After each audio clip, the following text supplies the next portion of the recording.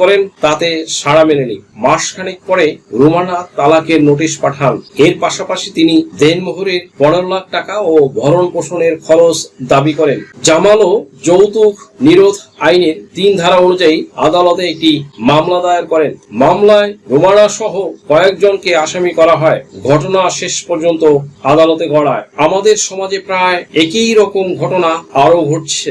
এখন কথা হচ্ছে, এরকম ঘটনায় আইনগত প্রতিকার কি হতে পারে? রুমানা কি দেনমোহরের 15 লাখ টাকা ও ভরণ পোষণের খরচ পাবে, নাকি তিনি নিজে থেকে তার স্বামীকে তালাক দেওয়ায় কিছুই পাবে না? আইন কি বলে? আমাদের সমাজে অনেকেই মনে করেন, স্ত্রী স্বামীকে তালাক দিলে তিনি কোনো প্রকার দেনমোহর বা ভরণ পোষণের টাকা পাবে না। প্রকৃতপক্ষে বিষয়টা তা নয়। তালাক যেই প্রদান করুক না কেন, মুসলিম পারিবারিক আইন অনুসারে স্ত্রীকে দেনমোহর ও ইদ্যুৎকালে ভরণ পোষণের খরচ দিতে হবে। দেনমোহর বিয়ের সময় স্বামীর কাবিননামায় প্রতিশ্রুত